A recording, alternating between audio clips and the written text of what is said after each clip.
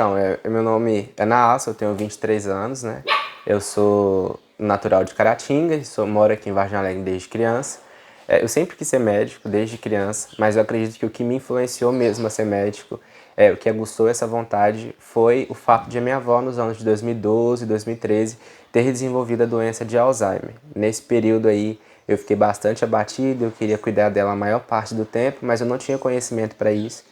Mas mesmo muito novo, eu buscava pesquisar na internet sobre a enfermidade que ela tem, sobre a patologia dela, quais eram as probabilidades disso ter cura, e aquilo me deixava bastante aflito, com vontade de entender um pouco mais. E isso foi o que determinou essa vontade minha de fazer medicina.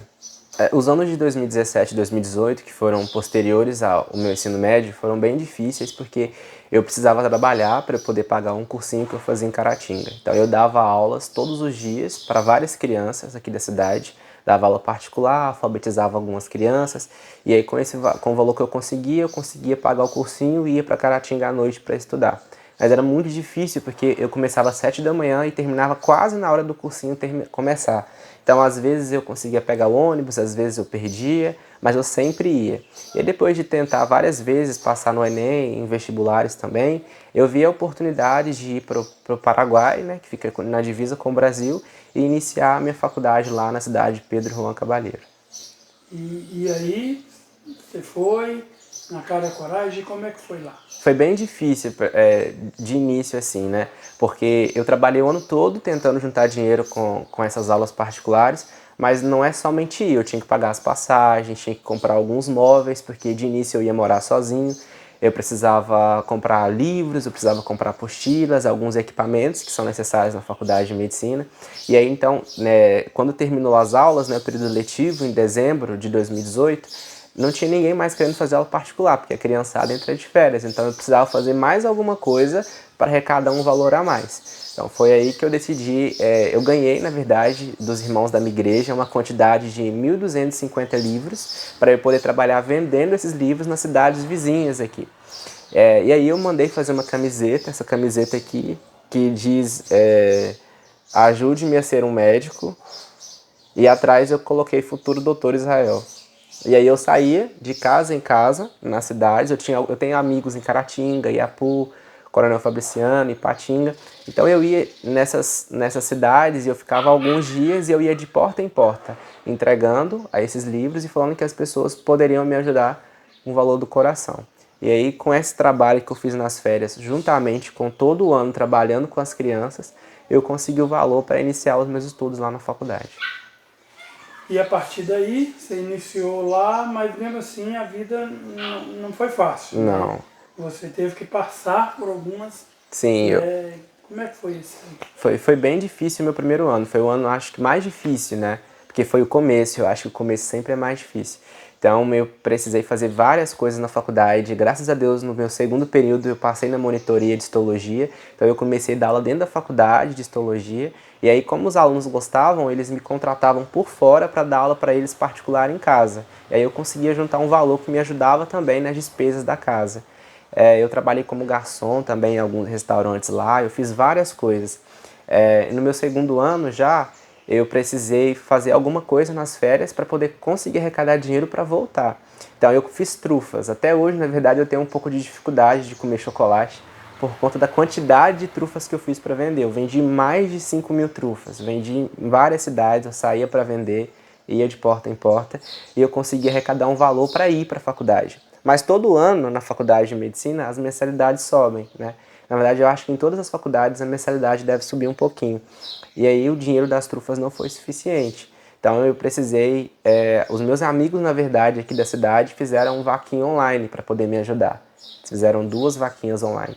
E assim, foi em tempo recorde mesmo. Acho que até hoje eu recebo mensagem de pessoas me pedindo ajuda para poder fazer vaquinha online para alguma necessidade que elas precisem. Porque assim, geralmente quem faz vaquinha online fica meses esperando arrecadar o valor que precisa para poder conseguir aquele objetivo. E a minha vaquinha online, em 1 semana e meia, a gente conseguiu quase 10 mil reais. Foi muito rápido mesmo. E aí eu consegui, então, voltar para a faculdade. Mas já no segundo ano a gente teve algumas matérias um pouco mais específicas, então a gente tinha que comprar alguns materiais específicos, que também eram caros, alguns livros mais caros também. E aí eu me ofereci para alguns amigos meus que têm um pouco mais de condição financeira. Inclusive tem até um amigo meu de Caratinga que morava lá, que fazia medicina também com a gente. Eu me ofereci para ele e para outros amigos para eu poder limpar o quarto deles na faculdade. Eles moravam em pensionatos e tinham os quartos deles. E eles não tiveram a mesma história que eu, então eles não aprenderam essas coisas, né? Os pais conseguiram dar uma qualidade de vida um pouco melhor. E aí eu ia para o quarto deles, e aí eu limpava o quarto deles, lavava as roupas, e aí eu conseguia um dinheiro a mais para poder comprar as coisas que eu precisava e me manter na faculdade durante o segundo ano. É porque assim, com a questão do Covid-19 ano passado, as aulas se tornaram praticamente 100% online. Então não tinha necessidade na verdade não tinha necessidade mesmo de eu continuar lá na faculdade. Então eu decidi vir para casa para poder passar terminar o ano letivo aqui e fazer as matérias que eu tinha que fazer de forma online. Aí eu economizava aluguel e outras coisas porque eu estaria em casa. E aí nesse período, né, teve a campanha política nos meses de setembro, outubro e novembro aqui na cidade. E a cidade que eu moro é uma cidade incrível, eu amo essa cidade. Mas assim, aqui sempre tem 2, 3 partidos, né, geralmente 2 mesmo. Ou você está de um lado ou você está do outro. E aí, na política, eu decidi me manifestar de um lado, que era contrário ao que a minha família sempre esteve. E assim, durante todo o ano, na verdade, eu sempre recebi mensagens de algumas pessoas, tanto no Facebook quanto no Instagram, dizendo para mim que a minha mãe era empregada doméstica, então eu tinha que me conformar com uma coisa menor, eu deveria ser uma pessoa que trabalha em lavoura de café ou um balconista de supermercado, que inclusive não são profissões menores, né? São profissões dignas e são precisas nos dias de hoje, mas falavam que eu precisava, porque eu deveria ter uma dessas duas profissões, ou escolher um curso menor, como, por exemplo, um professor, enfim, sempre me minorizando e minorizando também profissões dos outros. E sempre eram ataques que eu recebia de forma privada. Então eu não dava ideia para aquilo, só excluía a mensagem e seguia a minha vida. Mas nesse período da política, né, como eu me manifestei de um lado político, essas publicações, essas mensagens, elas deixaram de ser privadas e passaram a ser públicas. E aí um fake, no mês de novembro, fez um post no Facebook e me marcou e falou que eu não era para as pessoas mais me ajudarem, não era mais para as pessoas me darem uma força, fazerem doações para mim nas vaquinhas online ou me ajudarem de forma privada, porque eu tinha escolhido um partido e eu não deveria fazer isso porque eu vivia de doações. Falou outras coisas também. E aquela publicação logo foi excluída, né? A pessoa provavelmente percebeu que eu sou muito querido na cidade e teve uma longa repercussão, mas outras pessoas foram replicando aquela publicação de uma forma para poder me ajudar, para poder menorizar o que eu estava sentindo.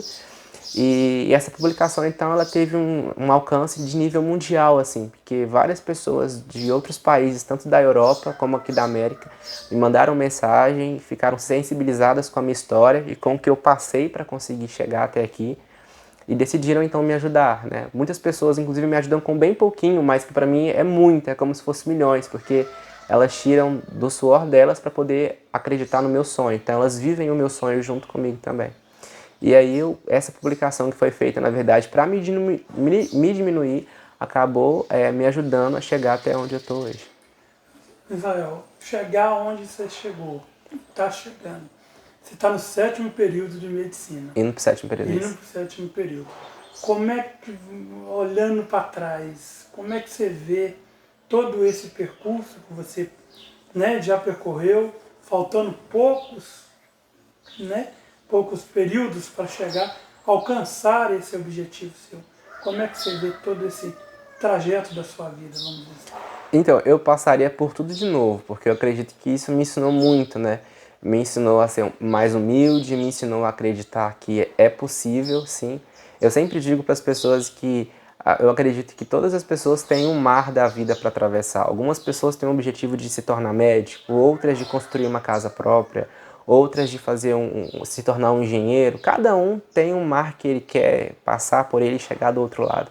Deus ele vai abrir o mar para você, mas antes você precisa colocar o pé na água e acreditar que é possível atravessar esse mar. Então, a partir do momento que eu decidi sair daqui de uma cidade no interior de Minas, entrar num ônibus e viajar 2 dias para chegar lá, sozinho. Eu lembro que os meus amigos sempre iam, os pais levavam os filhos de carro para a faculdade e eu sempre fui e voltei sozinho. Então, assim, eu acho que quando você arrisca e corre atrás, você consegue entender que, na verdade, a humildade é a base de tudo, né? Então, tudo isso que eu passei, com certeza, me tornou uma pessoa mais humana.